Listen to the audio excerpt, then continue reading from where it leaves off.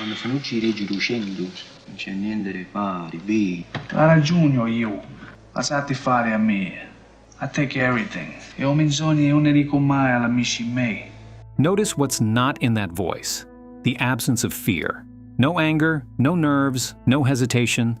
Everyone at that table is afraid of Don Fanucci. They're scared of what he could do to them. And Vito Corleone is sitting there like the decision has already been made, like he's already 3 steps ahead of a conversation that hasn't happened yet. That calm didn't come from confidence. It came from somewhere much darker, much earlier. Before Vito Corleone was a name that made men go quiet in rooms. Before the empire, before the power, before the legend, there was a 9-year-old boy on a boat crossing the Atlantic. Alone, no money, no family, sailing toward a country whose language he didn't speak, carrying a name that wasn't even his yet. That boy had just watched his mother die. He had just seen what happens when the people you love refuse to bend. And somewhere on that crossing, something hardened in him that would never fully soften again. This is the story of how that boy became Vito Corleone. It is a story about a cycle of violence and power, passing from one generation to the next, never truly stopping, only changing hands. And it is a story about a code Vito built his entire life around. The same code that made him one of the most powerful men in America, but also the same that made his family's tragedy inevitable.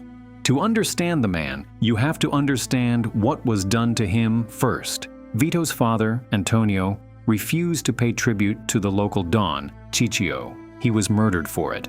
At the funeral, Vito's older brother Paolo swore revenge. He was murdered for it too.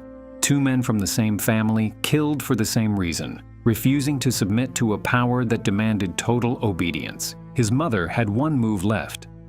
Ma Vito, avevi solo 9 anni ed è fisso. E poi avevo cuzzanica. Io non mi scando di parole, sai. Quando è grande, se ne viene per fare pennetta. She called her own son dumb to save him. She stood in front of the man who killed her husband and her firstborn, and she made herself small, made her child smaller, trying to convince a killer that the last Andolini male was not worth the bullet. Ciccio didn't believe her. But he hesitated briefly and let the boy go. And in doing that, he set everything that follows into motion. Vito ran. Family friends got him out of Sicily and onto a boat headed for New York. His mother stayed behind. She died buying him those few minutes. He crossed the Atlantic with nothing. No family, no language, no money, just the memory of what had been taken from him and the instinct to survive it.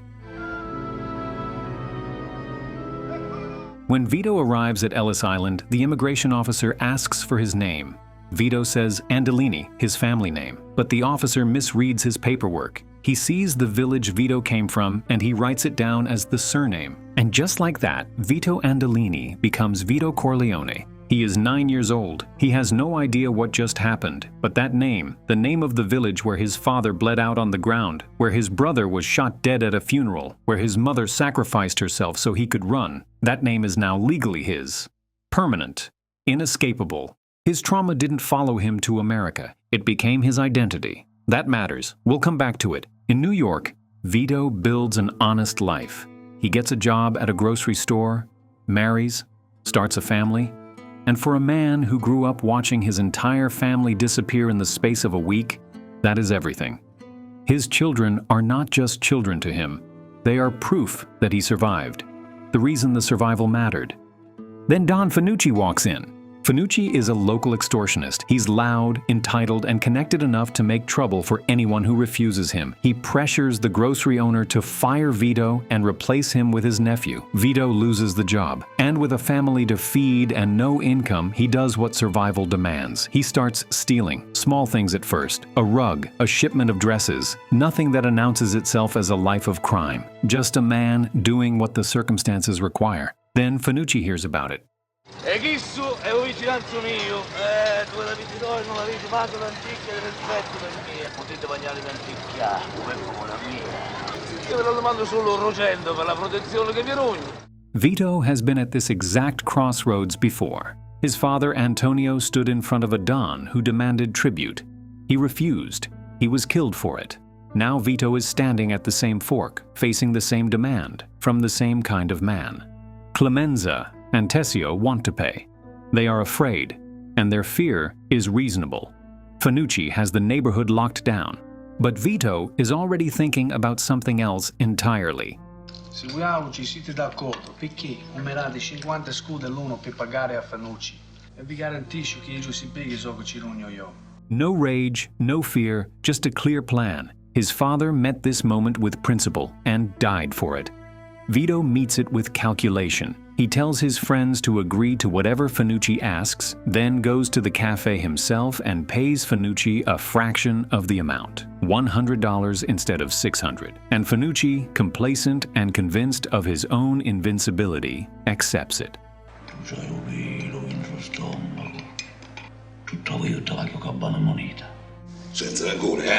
Fanucci walks out of that cafe thinking he just found a promising young man to exploit.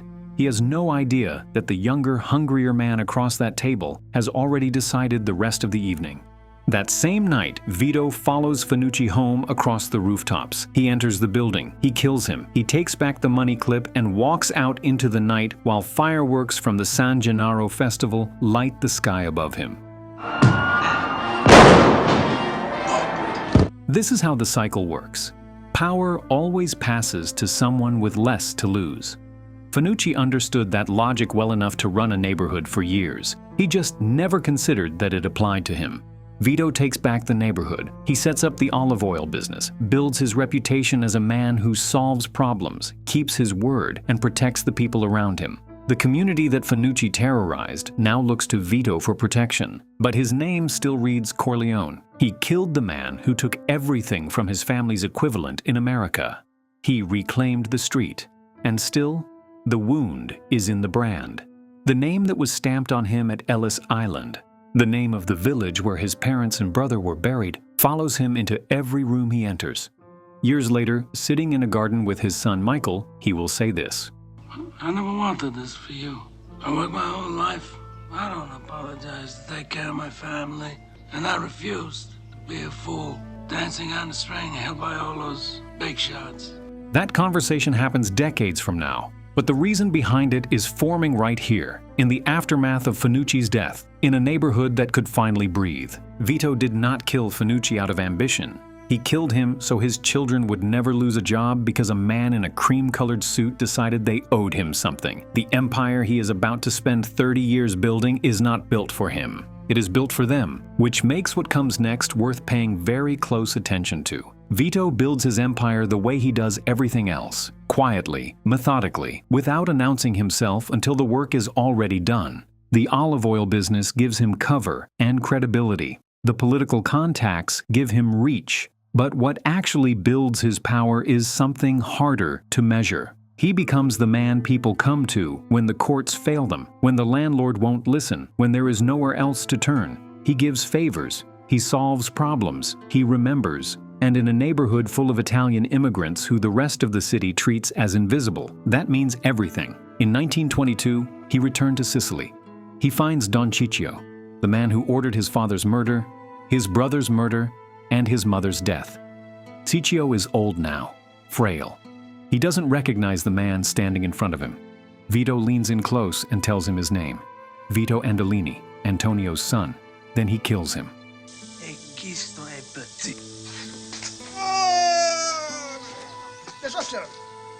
The wound that started in 1901 is closed, or so it seems. By the time we reach the first film, Vito Corleone has become exactly what he set out to build.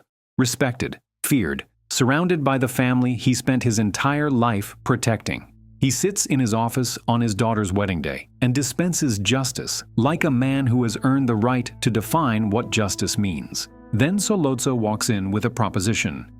I must say no to you, and I'll give you my reasons. But drugs is a dirty business.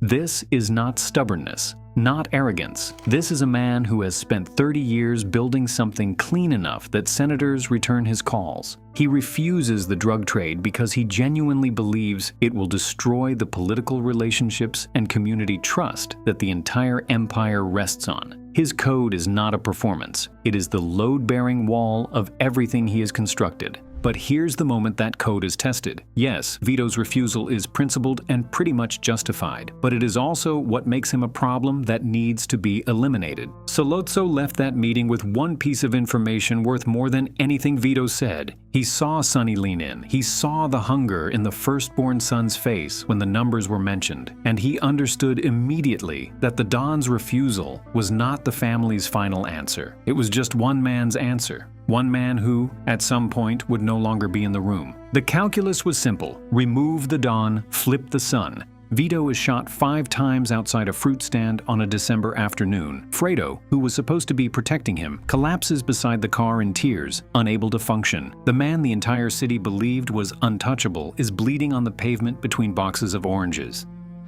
He's still alive. They hit him with 5 shots and he's still alive. 5 bullets, and the old man is still breathing. The shock in Sollozzo's voice is not just surprise, it is the sound of a plan failing. But something else lives in that line. Vito's code put him on that street corner. His refusal to deal drugs was the right decision by every measure he lived by. It was also the decision that made him a target. His greatest strength produced his most exposed moment. While Vito recovers, Sonny takes command. And Sonny, who loves his father and wants blood for blood, is the worst possible person to be running the family during a war. He is reactive where Vito was deliberate. Loud where Vito was quiet. Every instinct Vito spent decades disciplining in himself, Sonny wears on the outside, and that lack of discipline got him killed. Shot to pieces at a toll booth. The firstborn son, the one who was supposed to inherit everything, is gone.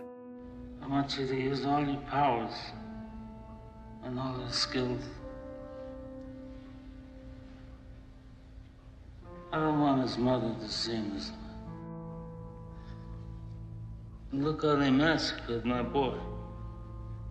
Vito holds himself together long enough to give the instruction, but he is broken inside. That word, massacred, carries the weight of everything that came before it. His father's body in Sicily, his brother's body at the funeral, his mother dying so he could run. Vito has spent his entire adult life building walls between himself and that grief. And in this room, standing over his son, every one of those walls comes down. The name Corleone was supposed to mean something new by now. Power, protection, a family that nobody touched. Instead, it means this funeral parlor, this sheet, this broken father standing in the dark asking a man he once did a favor to make his son look human again. Vito walks into the 5 families meeting carrying all of that. Every loss, every year, every price the code has cost him. You talk about vengeance. Is vengeance gonna bring your son back to you? Or my boy to me? I forgo the vengeance of my son. He built his entire life on one foundation. Nobody pushes the Corleones without paying for it. Nobody takes from this family without consequence. And here he is, publicly surrendering his right to avenge his murdered son. Not because he is weak, because Michael is still alive and needs to come home safely. And keeping Michael alive costs this. The code does not bend easily, but when it bends, it costs everything at once. But I'm a superstitious man. And if some unlucky accident should befall him, if he should get shot in the head by a police officer, then I'm going to blame some of the people in this room. He does not raise his voice. He never needs to. Even here, having buried a son, having swallowed vengeance in front of every man who feared him, Vito Corleone is still the most dangerous person in that room. The code bends. It does not break. And every man at that table knows exactly what he just heard. Before Vito steps back entirely, he sits with Michael in the garden. One last real conversation between a father and the son he never wanted inside any of this. I thought that when it was your time that you would be the one to hold the strings. Senator Corleone, Governor Corleone, something. This wasn't enough time, Michael. Wasn't enough time. Everything that happened, from Fanucci's killing, the olive oil front down to Sonny's death, was in service of this dream. A clean name, a Corleone in public office, the wound of 1901 finally healed by something legitimate. Vito almost got there. He just ran out of time. We'll get there, Pop. We'll get there. Michael did get there. just not to the place his father imagined. Vito dies not long after in that same garden. He never sees what Michael becomes. He never sees the rooms Michael will sit in alone, every person who loved him gone or estranged or dead by his own order. He dies as Vito Corleone. He was born Vito Andolini. The distance between those two names is the entire story. If this one stayed with you, subscribe. There's more where this came from.